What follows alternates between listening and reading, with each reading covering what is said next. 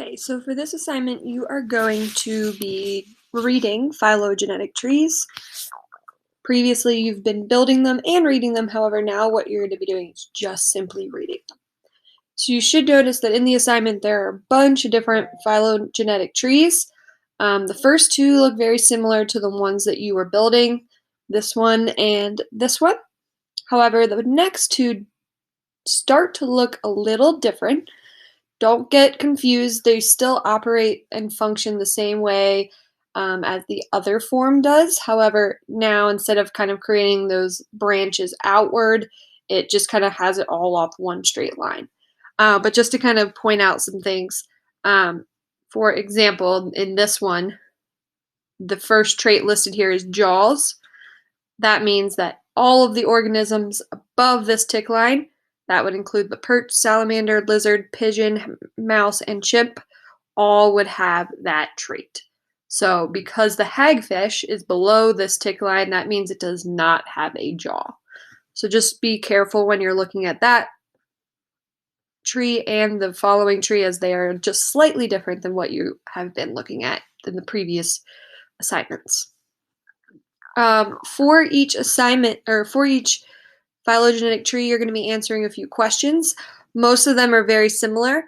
So what I'm going to do right now is just go over the first one with you in case you're having some confusion, and then hopefully the remaining three phylogenetic trees should be a little bit easier for you.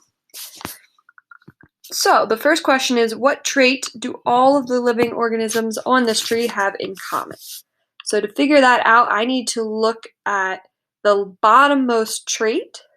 That would be the vertebrae line here, because all of the branches come up from that trait, which means all of these organisms have that trait in common.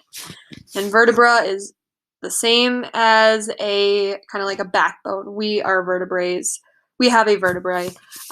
It's just kind of like a spine. Number 2, why is the shark on a separate branch than the other living organisms on this tree? So let's take a look here. So here's my shark. It kind of branches off first here away after the vertebrae trait. And then the next trait that would be one step up is bony skeleton. Okay, so that means that the shark does not have a bony skeleton. That's why it branches off here. The rest of these organisms have a bony skeleton, and if you know a little bit about sharks, this should make sense because sharks are made of mostly cartilage. They do have that kind of bony backbone, so they have a vertebra, but most of what they're made of is cartilage. So they do not have a bony skeleton, and that's why they are separate. Number 3, what do primates and rabbits have in common with crocodiles and birds?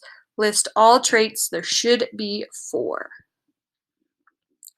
Okay, so here's my primates and rodents and rabbits. Here's my crocodile and dinosaurs and birds. So they should have 4 traits in common. So let's see. They have an amniotic egg, which means they develop and grow inside some kind of embryo or egg, similar to how we do.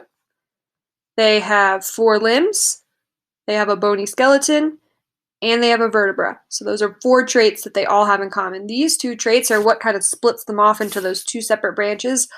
Only crocodiles, dinosaurs, and birds have this trait, and only primates, rodents, and rabbits have this trait here. Is the crocodile more closely related to a rabbit or an amphibian? Use evidence from the phylogenetic tree to explain how you know that. So our 2 are the crocodile we're looking at, and is it closer to a rabbit or an amphibian? So here's crocodile, here's rabbits, and then here's amphibians. So just looking at my phylogenetic tree, I can tell that the crocodile shares 1, 2, 3, 4 traits with rodents and rabbits. And the crocodile does not share this one, 1, 2, 3 traits with amphibians. So that means that the crocodile is more closely related to a rabbit than it is an amphibian because it shares more traits. Okay, hopefully that kind of helps you understand how you should be answering the questions. You should be able to answer the remaining three phylogenetic trees and their corresponding questions using this video. If you need more help, please email me. I am more than happy to either meet with you or even create another video for other questions.